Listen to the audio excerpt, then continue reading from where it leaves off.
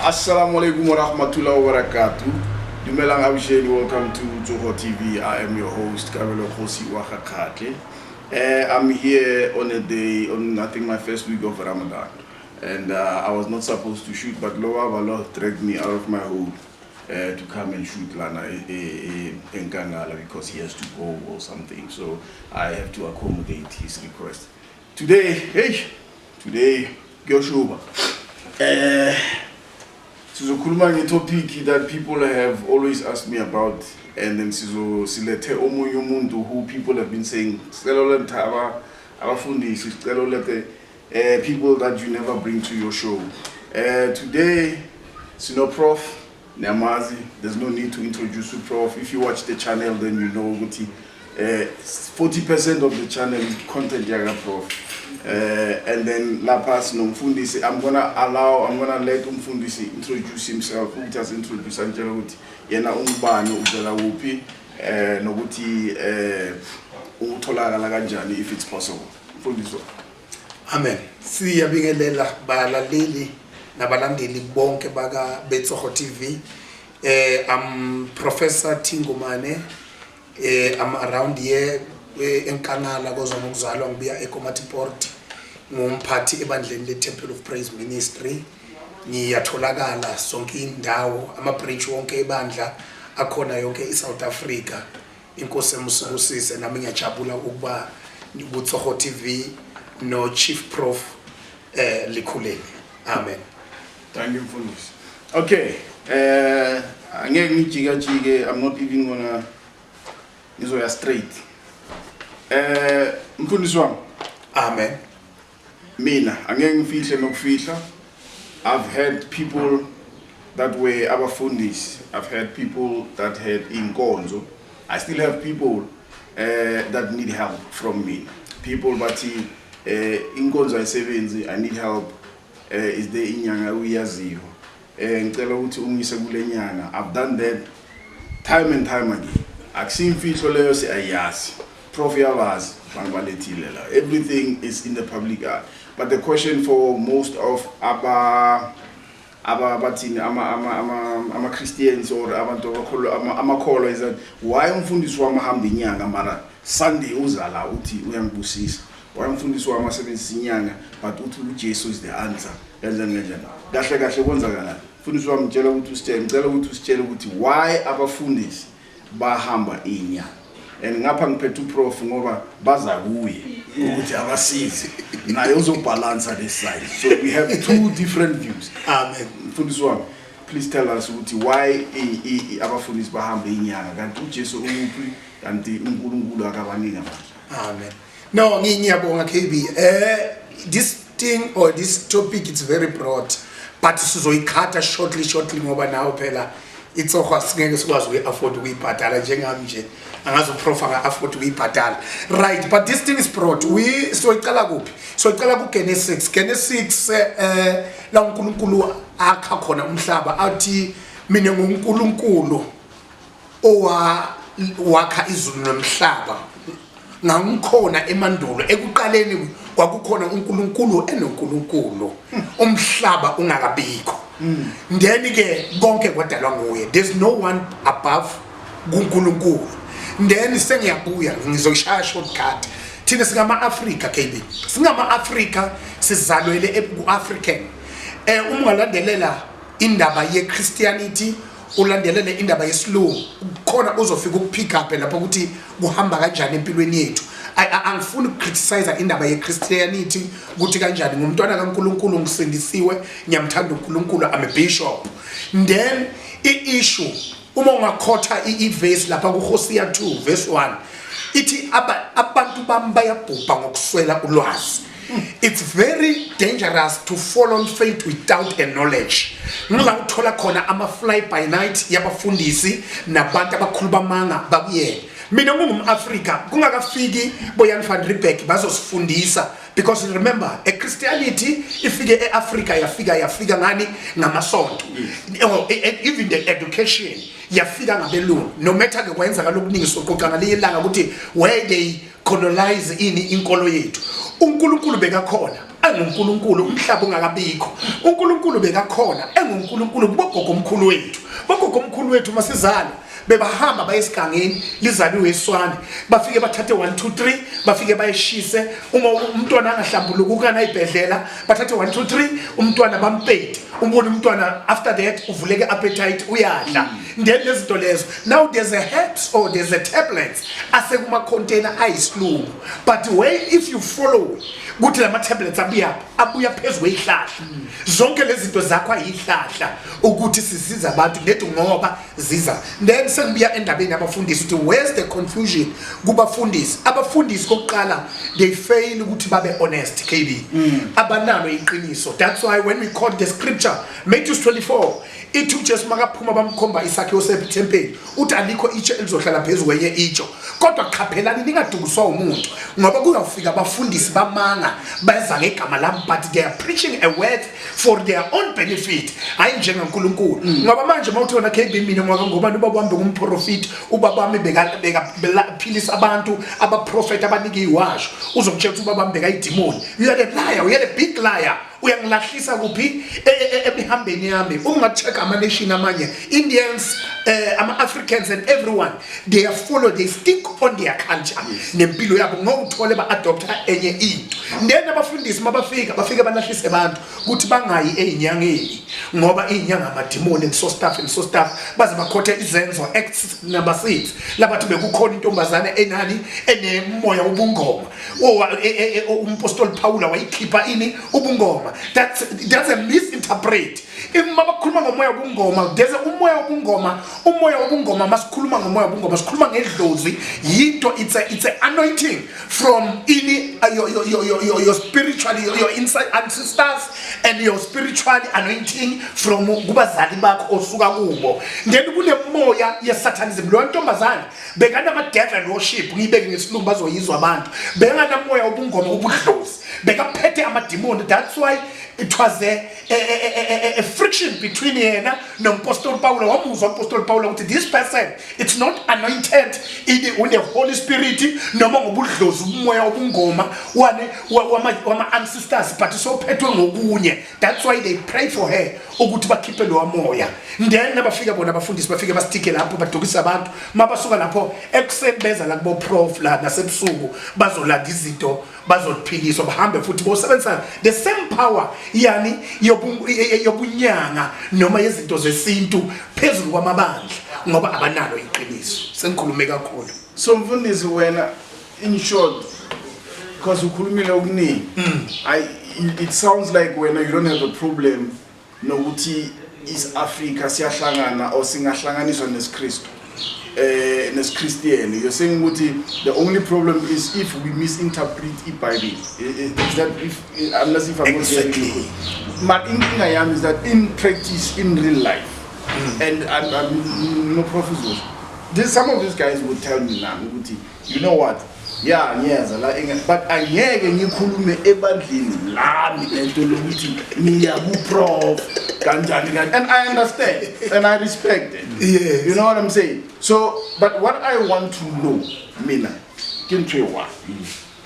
I understand ukuthi why the Abafundisi, why are they not getting power from Jesus Christ, the Holy Ghost, and all those things? Why do they have to come to Inyanga? That's all I need to know. That we just Niki power, the Holy Ghost, and all those things ever bizarre. And I'm class, please, I know people are gonna be in the comments saying, no, I just want to know because I did a thing and but were attacking me.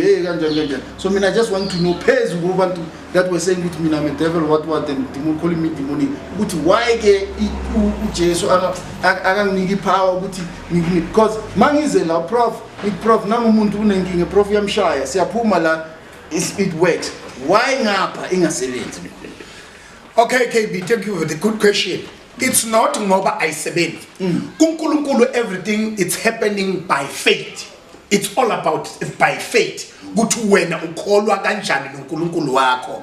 Remember let's go back a little bit. Ngiyakhoda Exodus 20 verse 1. NgoNkulunkulu wanikhipha eGibhithe ezweni lobuqili. Ningabi nabanye boNkulunkulu ngaphandle kwami. INkulunkulu akasho ukuthi singayi enyangeni noma singakhulumi nama ancestors ethu. The only thing akafuna uzenzele uNkulunkulu wakho uthatha unopope KB uzibhekele ukuthi this is my God. Remember abantwana bakaIsrael mabasendleleni one Jane Moses disappear. Uya entabeni yothandaza. Uyasala uAaron but where's your priest? Uthi I don't know.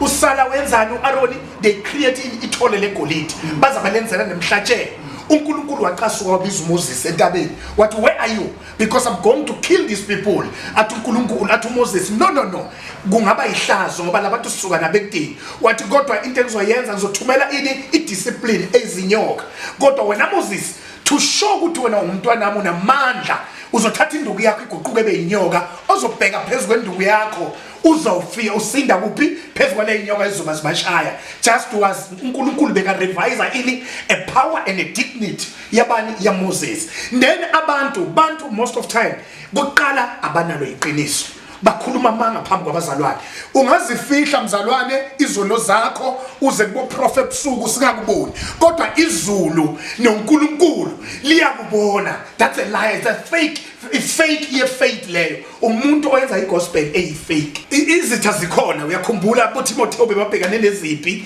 abo Joshua bebabhekane nezimpi abo Moses they went to the task ukuthi bathathe abantwana bakaIsrael was not easy they was calling the power from God then another thing ngizoyiveza kancane anointing uma sithola uDavid it's getting the anointing from the anointing kubabakhe oJese it's a generation anointing before you get power abanye bahlupheka bazonika uprofi imali because they lost from their generation because the generation yiyo ekunika ipower ukuthi wena you are anointed on the anointing of Abalevi that's a spiritual is a generation anointing from your ancestors ukhona uconnecta nani namadlozi wakho yibo abantu abakunika ipower awuzuza udinga mawuzozwa kubo prof befika nje bakhipha lokunqane ngoba vele Satan is there and usebenzisa abantu kunemimoya esigila endleleni ungaqala iministry manje KB they will test you to know ukuthi how you big are unamandla angakanani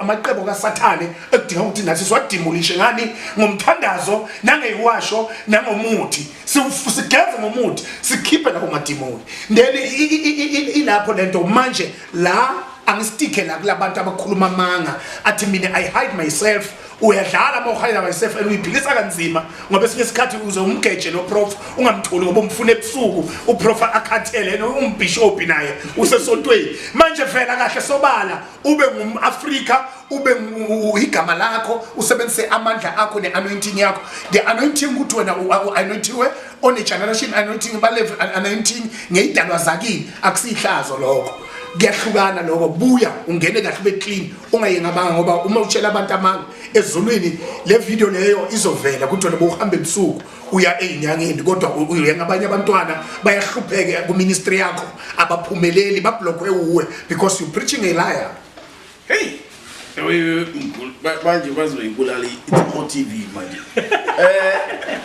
prof yes. When I would before I come back to what Umfundisi has said because no. before the reason why I'm asking I hear ukuthi Umfundisi uthi but mina I think ukuthi Umfundisi I can answer the way ngifuna answering ngakhona uya is getting the issue mina I'm asking one simple question and I'm not trying to disrespect mina ngithi fine yes you can why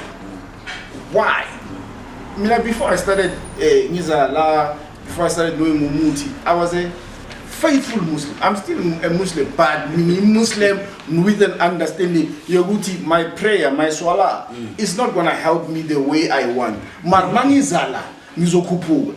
It has happened. I have seen it practically. Ntata lentole, uprofan nigel, nifienji. Slalapans, I do what Prof has said. It works.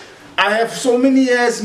Nothing was happening this side. Why is this side working? Is it because this side I know power that this side has? So this side works and this side is let's be honest, Aban. I'm just saying. So that's why I have two people. Now you've already had Umfundisi, Bishop Ati. Yeah, now he does acknowledge ukuthi power ikona ngapha. Now I want to know if the power ikona ngapha and Bishop acknowledges, why is it not this side? Finish it, lah. Prof. Upawula nathina. No, the problem with it in Africa is kulega umuntu wrong. And futhi siya kuNkulunkulu ngendlela engafani. So uze manje singawubona uNkulunkulu because of war kuJesu. uJesu beka mabasha abanye bathi bekumjuda abanye bathi umAfrika. You understand? So ukhuleka iBhayibheli mawubheka lapha kuBhayibheli kukhulunywa ngakuMose, kukhuluma ngakuDavid, kukhuluma ngakubani bani, kukhuluma ngoMose. Mase siye eBhayibhelini uMose uye wabhala uExodus, wabhala uGenesis, wabhala is the 5 books of Moses. Deuteronomy, Numeri, kuya lapha Leviticus zabhala uMose. Akunamuntu obathu Exodus. uMose bekafundisa ngokuqala yafundisa abantwana base-Egypt. Bekakhuluma nebandla lase-Egypt. Beyangakhulumi nathi la. So njengoba ase usuka yisho la. Labantu ababakhotha lapha baphi bona? God of David, God of Moses, God of Michael, God of Cain, God uyayivizisa uNkulunkulu kaIsaya. Why ubiza uNkulunkulu kaIsaya? Why ngayi baba la ukhona khona uNkulunkulu wababa wami, uNkulunkulu kamkhulu wami, uNkulunkulu kagogo wami ngicela amandla uyongipha amandla. But because of bona abaya indirect abayi direct. So mina ngiya indirect mangena lapha emzamo ngithi baba awusekho la kulomhlaba. Nitheni ngithabatha amandla ukusiza abantu. So lamandla ngiwathatha. Ngicela nitshele uNkulunkulu wenu which is God. Nalo iBhayibheli malifunda nebafu lithi nize ningababeki ngisayifundisa umsho uyazi.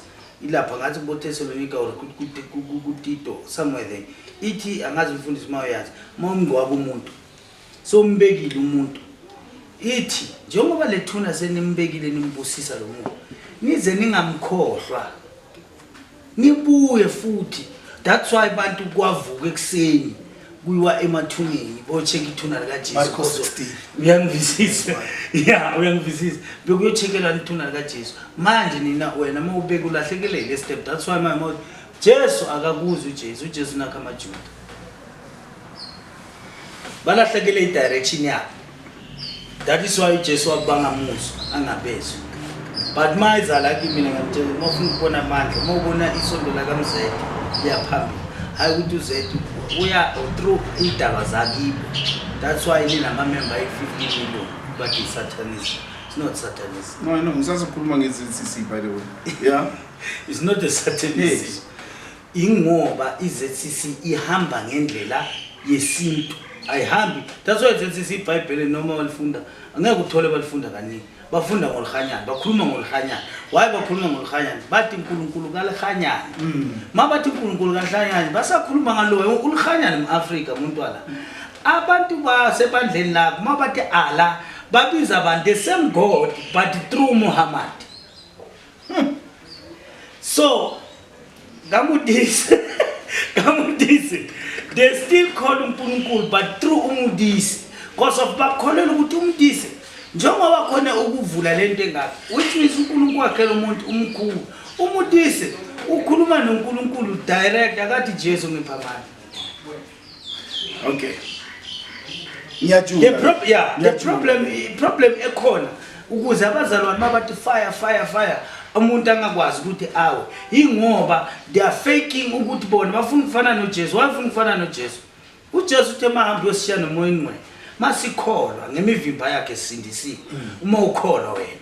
But ukholwa bani ngamazi umuntu uyakhuluma namaJuda abanye baze bafly bathi bayethuneni lakhe bayongena bothatha amandla kunamandla lapha ithuna lafana noma ngiyakubaba ngifika ithi baba kuqakekile askisi kuqakekile lapha endlini abantu abasangeni baba indlala abantu abakubayafa indlala izukulu nezukulu bothini mangiceda lapho ngibuye ngobona abantu zingena imoto angishisanga baso ngihambe ngayokhuluma hayi ukuthi ngikholela kubo ngiyabathuma because they know me to go through kubani kuNkulunkulu ndembe bafike bamtshela ukuthi umntwana wethu uyahlupheka ufuna into eziso siphe siyomnikeza abuye nazo bafike bathi mbi mangifika ngibuya kophahla emathuneni le mina ngonkulu mangena la kume 5 imoto hawu kume 6 imoto hawu kume 10 imoto yimi lo angisebenzanga muthi ke manje ngiye ngokukhuluma nani nedlozi lami because ngiye through bani ubaba ungaziyo ngiye through le khehle lingibelile ukuthi hey wena sakabuya njengoba ngibhala umsebenzi wathi ngizophila ngawo manje wayengaphili ngawo why into zami zingaphumeleli why abantwana bangaphasa esikolweni why abantwana banga-attend sekubona they go through Jesus futhi mangizokutshela nje iqiniso BKB they want to be like Jesus bafuna ukufana noNkulunkulu ngendlela ukuthi makuthandaza ngomani ufuna ukuphakama imali but akakholelwa uthinga ukuthi no ithi ngithole something ezongenza ukuthi ngibe nala mali siyamnika lezo ipoka yokusa abantu ngale ipoka masidedelela amandla siphilise pheli. Okay. Bakithi masenze so lay part 1 part 2 yalandela because mina I've got something controversial engifuna ukuyikhuluma la and uzongizonda ngangizonda the way ngizonda ngakhona it's fine wait for part 2 siyabonga amen. Hallelujah.